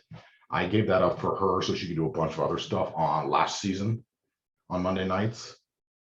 And I asked to have that back so she could, for this season, and it was agreed upon that I could have it back on Monday nights. So this is what I want you to do. And she agreed upon that. Okay, well, yeah, she agreed upon it, but doesn't necessarily mean that she wanted it. Okay, right? So So we just need to because- find some other, we need to come together and come some sort of compromise. We have to. Okay, so here's the thing. Why is it so important to you? Because it's my community. It's where my last bit of like people that's helped walk through life with me, the last bit of structure, last bit of anything is right now. I go there, I have people there that are Christian. David Willman, who's a very strong Christian, who's also my team captain. I have lots of good couples that have walked through life together that are support for me there. I have lots of support there. Okay, so I will tell you this. If I called up those people and I said, I really think the best thing for Cody and Ruth's marriage is for him to give this up and to dedicate his time with his family. What do you think that they would say? They'd still want me to come play other times with them. That's where we're family. We find times to come together as groups. Okay. Right. So, and I still need it personally so I have a time. So I'd still need to find a time sometime out the week to go carve 18 holes out with the community. Okay. Occasionally working out is not important. What I'm like, what I want, what I need and want from her is for her to come alongside me. I've been asking that for years. Right. And I would love for my wife to play racquetball with me, and my wife would love for me to be a rodeo roper. That's not going to happen. She does not like competitive sports like racquetball, and I don't want to be roping on a horse. So that's just not going to happen. So accept that. And I need to know from her why. Why is the big deal that I go for a couple hours? Okay. It's got to be something more than just me going out, because it's got to be. There has to be more to it. What is your reasoning? Wait a minute. No questions. I don't have a problem with you going. Wait. Stop, Cody. This is where you're going to go off the rails, and you're going to really regret it. The questions are directed at me. Okay. Not at I need to know. I need to know, JR. Okay, I'm telling you why right now. Because she needs to know that she's the priority. She, Ruth, the human being, that she's the priority. You keep calling these other people your family in front of your wife. They've been just as much a family as my mom. No. Does the Bible say? I'll change the word. Their community to me. I'll change that. I'll rephrase their community. No, but you're treating them like they're the family, like they are the priority. That's what you're treating them like. And so therefore, where your heart is, that's who your master is.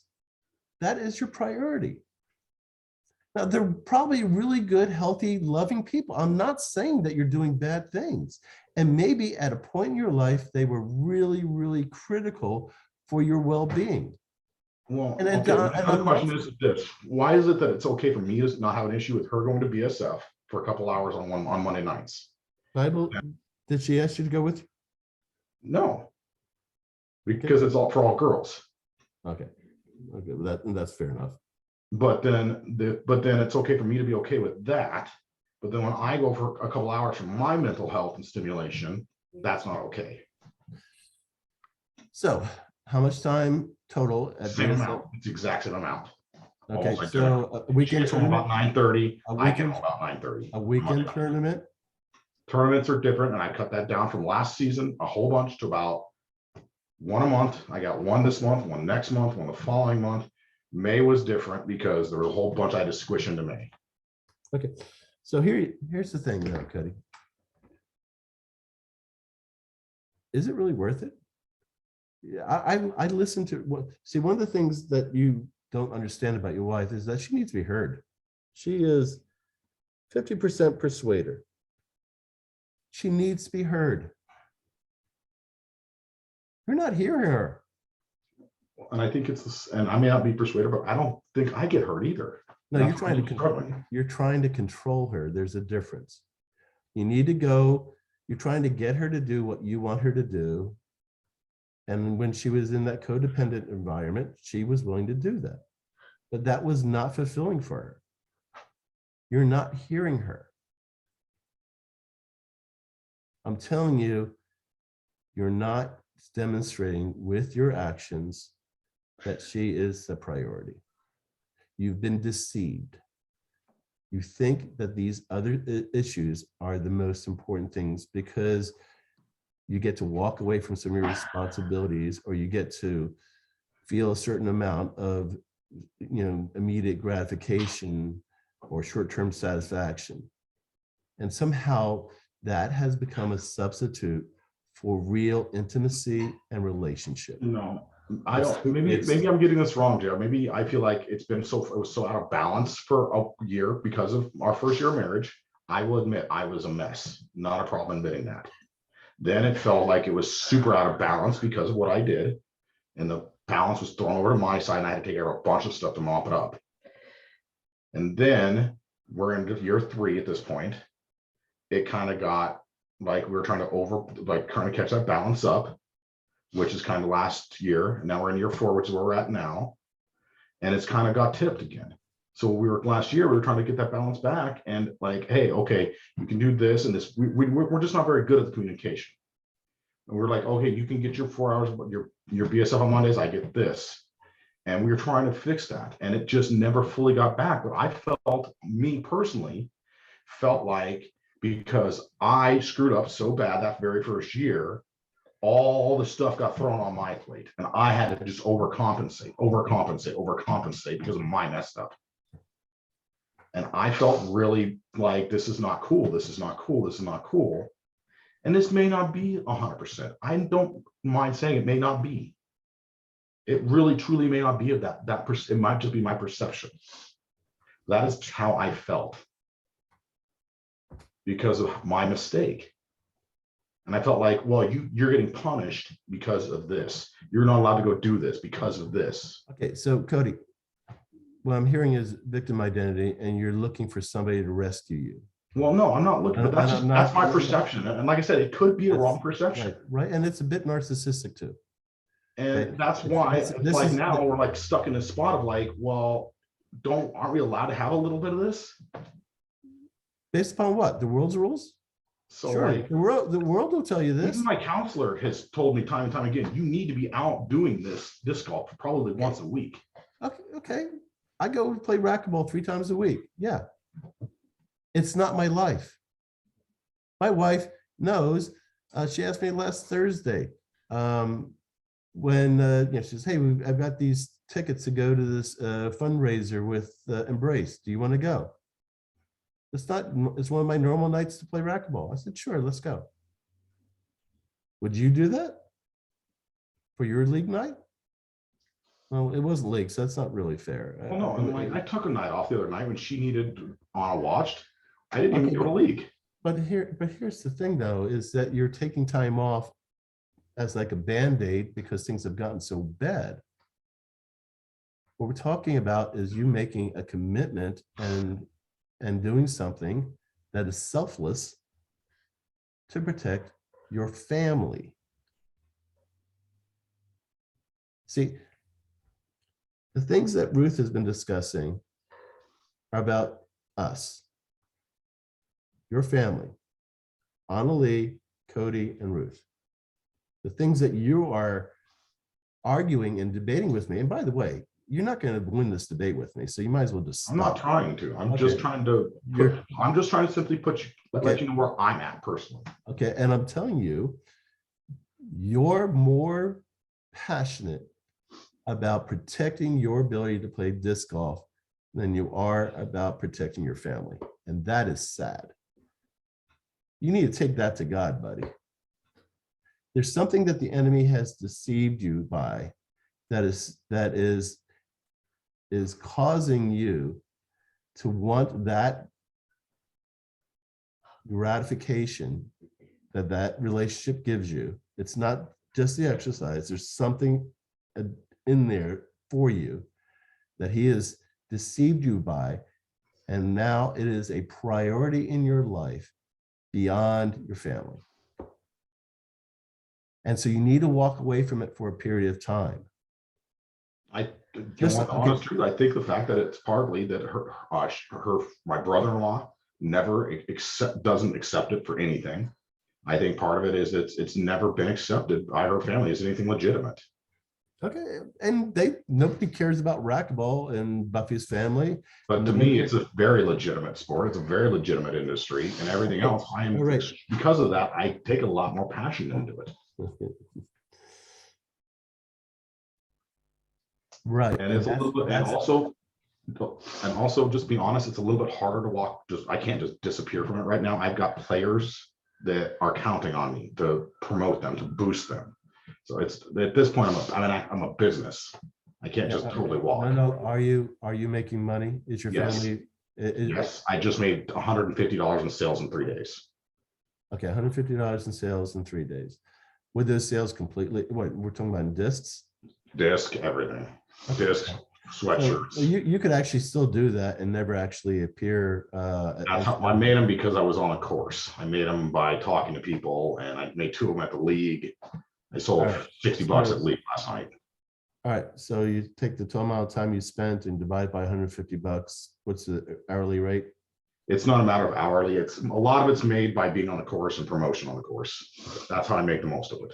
Right. All right, so But that's a whole other digression. I'm going to say this as lovingly as possible to you. You need to take this to God. And unless you get, in fact, I ask you to put a fleece down where God says, where you ask God to do something to prove that says that JR is wrong and that I should continue to do what I'm doing in disc golf, or that JR is right. And you take it to God. And every time you kiss your daughter, I want you to pray that prayer till he answers it. Because you are walking on a very fine line right now, Cody. I'm just saying, buddy,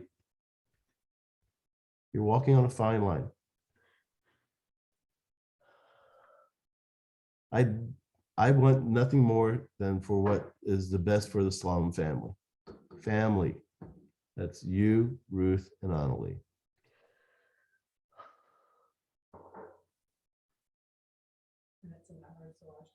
Right. All right, so that's, I think I'm going to end this. I'm going to contact my friends Clark and Glory Menzies. Okay. I will forward you their contact information. I have Clark's phone number. All right. I would recommend that you guys set up an appointment with them as soon as possible. Okay. I will, if Clark, do I have your permission to share the contents of this discussion with them? Yeah. Okay. All right. So this is a bit of like opening up wounds. So Ruth, sorry about that. Cody, sorry about that. But we had to figure out where you're at. Yeah. This is like triage. Yeah.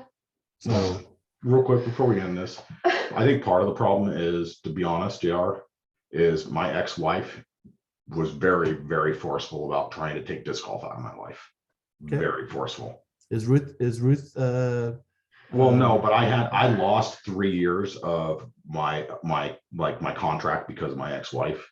So I've cut down. Like last year, I played 13 tournaments. I'm down to 7. I took almost half out.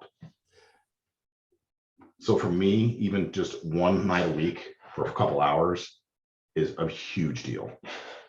I've taken so much out. so It's ridiculous to be more family time. if you and I are going to meet again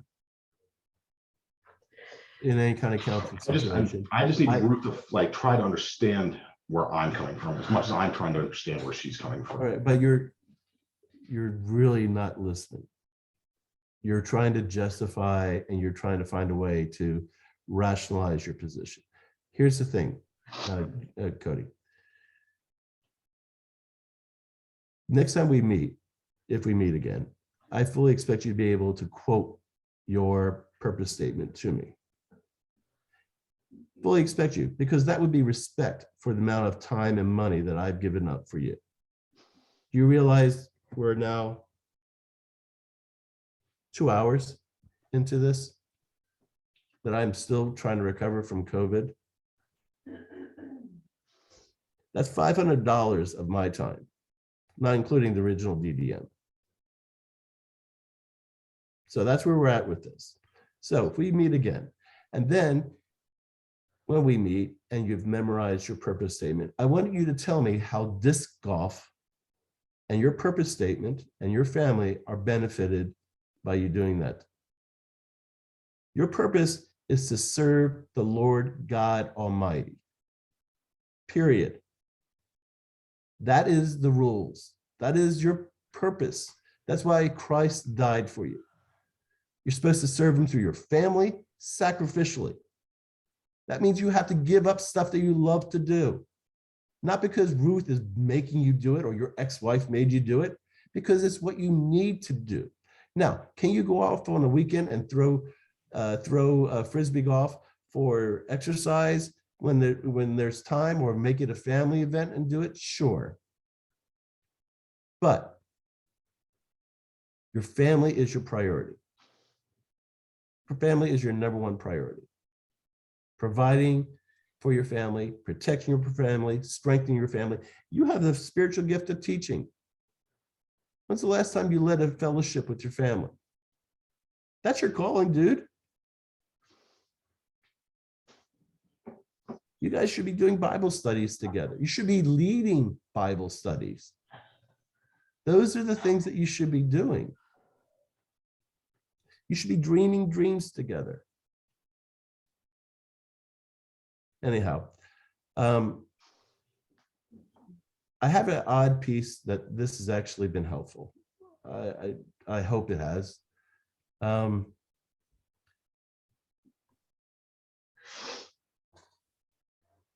I would probably take 45 minutes of that study time. Do the a 5 verses or so of the Gospel of John and pray about it. But with you, Cody, you need to spend quiet time with the Lord and ask him for peace and guidance. Because I think you don't realize that you have now walked yourself into a landmine, that everything that really matters to you is going to get blown up if you continue to make bad steps. And that's the thing that scares me about you, is that you don't see it. You need to have God open your eyes to see what's really valuable and important. Truly, eternally valuable and important. And then ask him to help you walk out of this situation that you're in right now. I blame the enemy. He's used something that's good and healthy to create division. I don't think there's anything wrong with frisbee golf. I play it occasionally. I'm not good at it. But somehow it's gone a little bit too far for you. And it's becoming an idol. And you need to cast it aside. It went a long time ago from being good physical exercise to a passion, and now it's just gone a little bit too far. Not just now, this has probably been going on for a very long time. So you need to have that quiet time from God. And you need to ask him, Lord, show me the truth. Convict my heart. Conviction is this: you've done wrong, turn and repent, return to me. That's what conviction is. Shame and guilt is you're evil, stay in your mush, you deserve your punishment. Don't get the two confused. The enemy wants you to stay exactly where you're at and feel miserable about your life choices and about yourself. That's where self-destructive behavior comes from, because you feel terrible about yourself. Repentance is return to me. God, if he spoke to us before we left heaven and came to earth, it is, don't forget, I will always love you. Return to me. You're at a return to me position right now, Cody, in life. He's calling you. He's made this possible. He's made Ruth's heart possible. I really think at this point in your life, you're at a place where you could grow spiritually exponentially. But there's some changings that have to happen. So anyhow, Buff, would you come over here, please?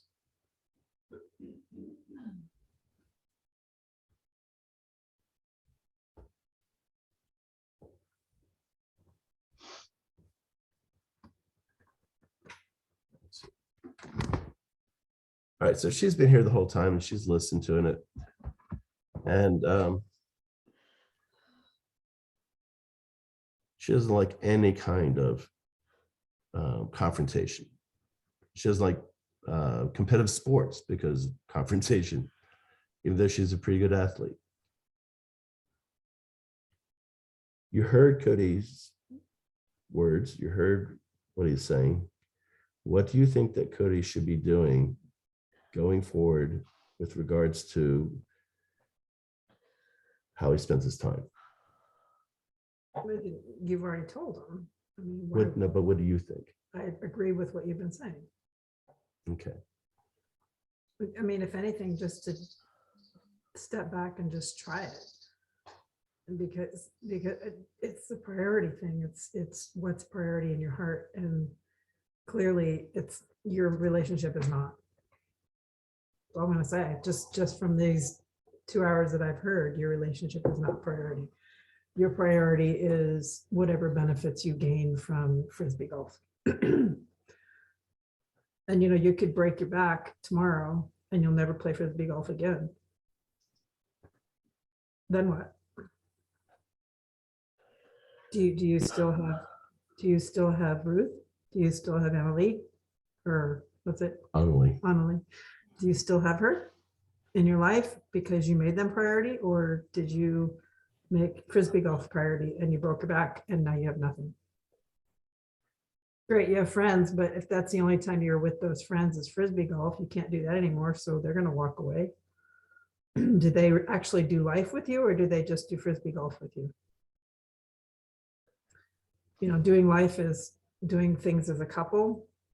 Sometimes it's kind of hard to find couples that can relate with John and I. We have lifestyles that are different and we don't connect. So we have each other though, all the time.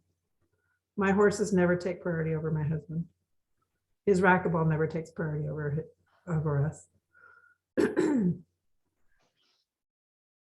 Just thoughts that you need to have in your head. Anything that you'd like to say to Ruth? I'm sure Ruth is not perfect in all this, and I know that she's struggling with life as well and trying to figure this out. And don't think that we're attacking you, Cody. I think that you may feel attacked at this point because right now I think your issue seems to be highlighted, but I'm sure that there's other issues in there too that need to be dealt with that Ruth may be causing. I don't know. JR has said things that are so important is priority. The only reason our marriage is where it is today is because we've made each other priority, period. Over our pleasures, over our family, over our kids sometimes, we've made it priority. It's been number one always. I tell people when I became a Christian at 23, immediately when I became a Christian, I was attacked with a tumor, a very rare tumor in my ankle, almost lost my leg. And then our son, Patrick, was diagnosed with epilepsy immediately. I mean, I became a Christian and months later, these things happened.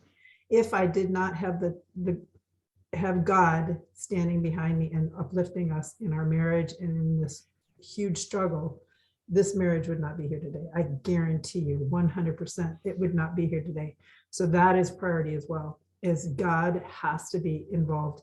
It's a 3-pronged relationship. It's you and God and you and Ruth and you and God and you and Ruth and over and over again, period. This will not survive unless you get God right in your relationship. That's it. So, last minute advice, Cody, your wife needs to be heard. And the engaged listening class 6 book in the workbook, it's a good refresher for you. Listen to the purpose to understand, not to win an argument, not to debate, but to understand, to hear where the other person's coming from. Her well-being, health should be at the top of your list of things that you are concerned and invest your time in. Period.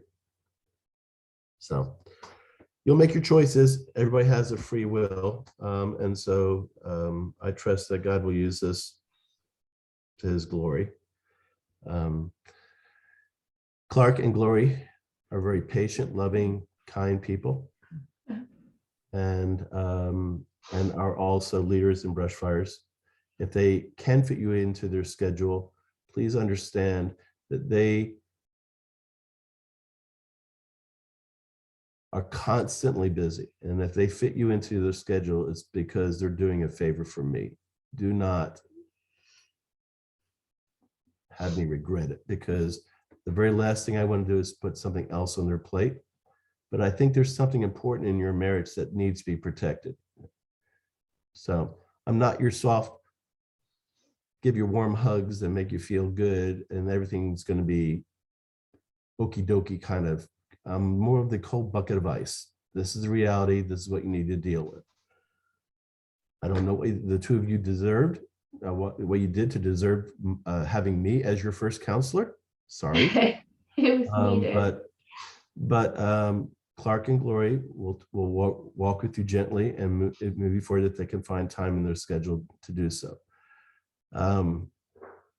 Please take to what I've said to you guys in prayer, because God will affirm these things if you ask him.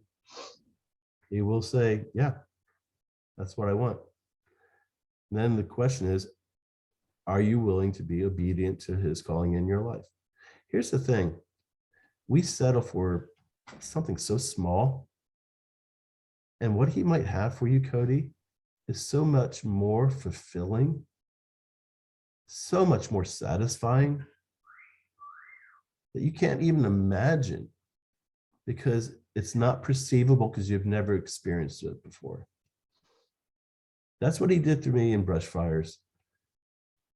I believe that's what he might have for you and Ruth. Maybe that's why he called me in. I don't know. All right, we're done. Any other questions I can answer before we go? No, I mean, I could ask the question, what do I do next after this? But that's not an answer for you. Yeah.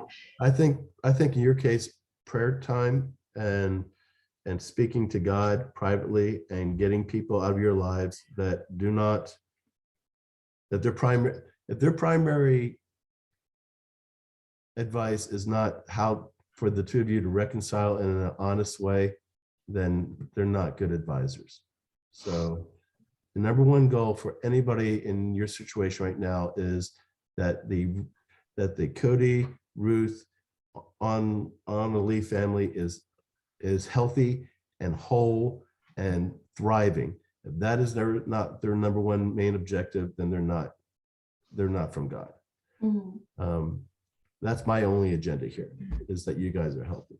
All right, let me close in prayer and we'll go forward. Dear God, thank you for giving me the strength to make it through this. Thank you for letting my voice hold up. Thank you for your insights. God, this is a hard place. This is not